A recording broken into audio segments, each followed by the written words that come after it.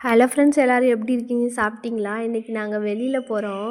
எப்போவுமே வெளியில் ஏதாவது வேலைன்னா பாப்பா வீட்டில் விட்டுட்டு தான் போவேன். இன்றைக்கி வீட்டில் யாருமே இல்லையா, அதனால் நானும் பாப்பாவும் போகிறோம். சைக்கிளில் கூட்டிகிட்டு போயிட்டு மெயின் ரோட்டுக்கு போகணுன்னா ஒரு 1/2 கிலோமீட்டர் நடந்து போகணும். அதனால் சைக்கிளில் கூட்டிகிட்டு போயிட்டு அங்கே கடையில் சைக்கிள் போட்டுட்டு ஷேர் ஆட்டோவில் போனோம். பாப்பா ஃபஸ்ட் டைமு ஷேர் ஆட்டோவில் வேடிக்கை பார்த்துட்டே வந்துச்சு. ஒன்றுமே புரியல. இது என்ன அது என்னன்னு ஏதாவது கேள்வி கேட்டுக்கிட்டே இருந்துச்சு. அதுக்கப்புறம் நாங்கள் போயிட்டு வேலையை முடிச்சுட்டு அதே ஷேர் ஆட்டோலேயே திரும்பி வந்துட்டோம் வீட்டுக்கு. வந்துட்டு கடையில் வந்து எலந்த வடை கேட்டுச்சா, அதனால் நான் வாங்கி கொடுத்தேன். வாங்கி கொடுத்துட்டு கொஞ்ச நேரம் கடையில் பேசிகிட்டு இருந்துட்டு நாங்கள் பாட்டுக்கு வந்துட்டோம் வீட்டுக்கு. ஆனால் இப்போ நினச்சா ஒரு மாதிரியாக இருக்குது. இன்றைக்கி தான் ஃபஸ்ட் டைம் பாப்பாவும் நானும் தனியாக போயிருக்கோம். இதுதான் எங்கள் ஏரியா பாருங்கள், நல்லா தான் இருக்கும். ஆனால் கொஞ்சம் தூரமாக உள்ளே வரா மாதிரி இருக்கிறதுனால கொஞ்சம் கஷ்டமாக இருக்குது டெய்லியும் நடந்து போகிறதுக்கு. நான் எப்போவுமே ஸ்கூல் படிக்கும் போதும் சரி, காலேஜ் படிக்கும் போதும் சரி, என்னை காலையில் கொண்டு போய் விட்டுட்டு சாயந்தரம் கூட்டிகிட்டு வந்துடுவாங்க. எங்கேயுமே தனியாக போனதே இல்லை. அதே மாதிரி காலேஜில் எப்போவுமே காலையில் விட்டுட்டு சாயந்தரம் 4 மணிக்கெலாம் வாசலில் நிற்பாங்க. பசங்கள்லாம் கிண்டல் பண்ணுவாங்க, "வர பாடி கார்டு வந்துட்டாங்க, கிளம்பு கிளம்பு" அப்படின்னு சொல்லுவாங்க. எனக்கே ஒரு மாதிரியாக இருக்குது, என்னடா எங்கேயுமே விட மாட்டேங்கிறாங்களே அப்படின்னு. காலேஜில் டூர் போனோமா, டூர் போகும்போது எல்லோரும் போனாங்க, என்னை மட்டும் விடவே இல்லை.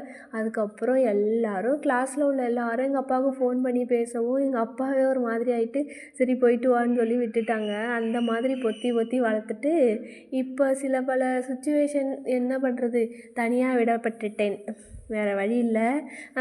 அதுவும் இல்லாமல் மேரேஜுக்கு அப்புறமும் ஒரு 2 வருஷம் என் ஹஸ்பண்டும் அப்படி தான் இருந்தாங்க. எங்கே போனாலும் கை பிடிச்சி கூட்டிகிட்டு போவாங்க. பஸ்ஸில் அனுப்புனதே இல்லை. காரில் போகணுவாங்க, ஆட்டோவில் போகணுவாங்க, அந்த மாதிரி தான் இருந்தாங்க. ஆனால் என்ன பண்ணுறது, பாருங்கள், இதுதான் எங்கள் தெருவுக்குள்ளே வந்துட்டோம். எங்கள் வீட்டை தாண்டி நான் பேசிட்டேன். அதுக்கப்புறம் இலந்த எடை யாருக்கெல்லாம் பிடிக்கும்னு சொல்லி கமெண்ட்டில் கண்டிப்பாக சொல்லுங்கள். எங்களுக்கு ரொம்ப பிடிக்கும். நான் எங்கே போனாலும் பசங்களுக்கு தான் வாங்கி கொடுப்பேன். அதை கொஞ்ச நேரம் சாப்பிட்டுட்டு பாப்பா சொல்லுது, "காலெல்லாம் ரொம்ப வலிக்குதுமா" அப்படின்னு. நடந்து வந்தது நான், மேடம் ஜம்பமாக சைக்கிளில் வந்துட்டு காலெல்லாம் வலிக்குதாம்மா. சரின்னு தூங்க வச்சுட்டேன். அதுக்கப்புறம் சமைக்கலாமா ஆரம்பிச்சிட்டேன். கிச்சனுக்கு போயாச்சு. வெஜிடபிள் ரைஸ் செய்யலான்னு சொல்லிட்டு எல்லாமே காயெல்லாம் கட் பண்ணி வச்சுட்டு தாளித்து விட்டுட்டேன். இந்த பிரிஞ்சி இலை வீடியோ எடுத்து அது எங்கேனே தெரில, காணோம். பிரிஞ்சி இலை பக்கத்து வீட்டில் இருக்குது. அது அந்த அம்மாட்ட கேட்டேன், எப்போ வேணால் பறிச்சுக்கம்மா, இதில் என்னம்மா இருக்குது அப்படின்னாங்க. அது நம்ம காஞ்சது தானே எப்போதும் போட்டிருப்போம். ஆனால் அந்த பிரிஞ்சி இலை பச்சையாக போட்டு தாளித்தா அதுவும் ஒரு ஃப்ளேவராக சூப்பராக இருக்குது.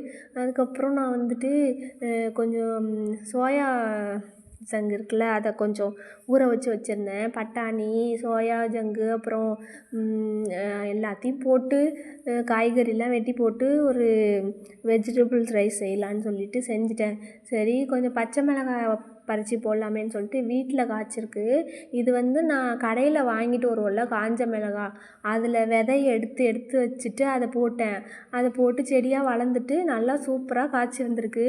இதை தான் இன்றைக்கி இப்போ முதல் டைமு பறித்து சமையலுக்கு சேர்த்துருக்கேன். எல்லாத்தையும் சேர்த்துட்டு பாசுமதி அரிசி ஊற வச்சுருந்தேன்னா அதையும் சேர்த்துட்டு சாப்பாடு செஞ்சுட்டேன்.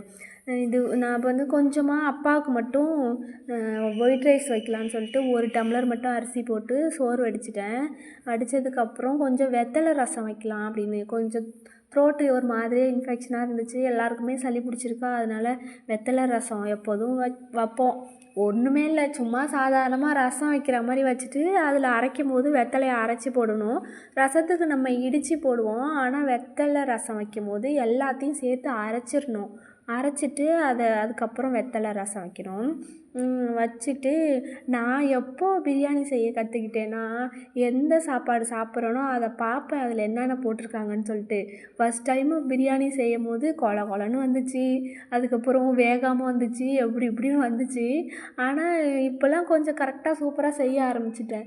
எனக்கு குழம்பு வைக்கிறத விட அந்த பிரியாணி செய்கிறது தான் ரொம்ப பிடிச்சிருக்கு. சீக்கிரமாகவும் செஞ்சுருவேன். அட்ஜஸ்ட் பண்ணி எப்படினாலும் சூப்பராக பர்ஃபெக்டாக எனக்கு வந்துடும். இன்றைக்கும் அது மாதிரி தான் சூப்பராக வந்துருந்துச்சு. சமைச்சு முடிச்சிட்டேன். ஆனால் சாப்பிட வந்து லேட் ஆகிடுச்சி. ஏன்னா அமித்ஷா வராருன்னு சொல்லியிருந்தாங்களா, அதனால் எங்கள் வீட்டுக்கு பின்னாடி தான் காலேஜ் இருக்குது. அந்த காலேஜில் தான் வந்து ஹெலிகாப்டரில் இறங்குறாரா. அதனால் நாங்கள் வந்து அதை வேடிக்கை பார்த்துட்டு இருந்தோம். அதனால கொஞ்சம் டைம் ஆகிடுச்சி. அதுக்கப்புறம் எல்லோரும் சாப்பிட்டு முடிச்சாச்சு. சிக்கன் கிரேவி பண்ணியிருந்தேன்.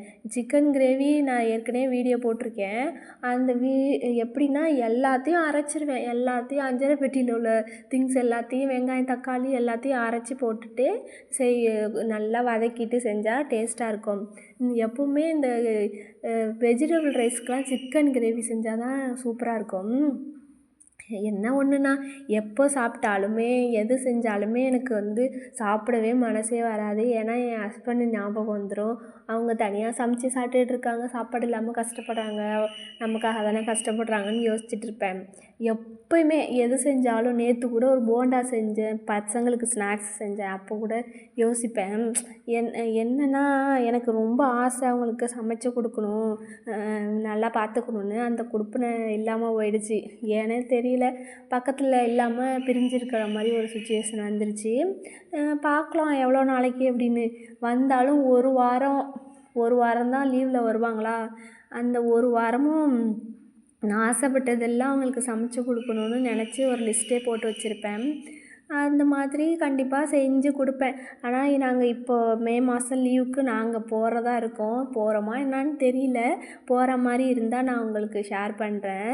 இந்த வீடியோ உங்களுக்கு பிடிச்சிருந்தா லைக் பண்ணி சப்ஸ்கிரைப் பண்ணி என்னோடய வீடியோவில் ஏதாவது மிஸ்டேக் இருந்தால் கண்டிப்பாக கமெண்ட் பண்ணுங்கள். நெக்ஸ்ட்டு வீடியோவில் நான் வந்து கரெக்ட் பண்ணிக்கிறதுக்கு எனக்கு ஒரு சான்ஸாக இருக்கும். நல்லா சாப்பிடுங்க, ஹாப்பியாக இருங்க. பாய்.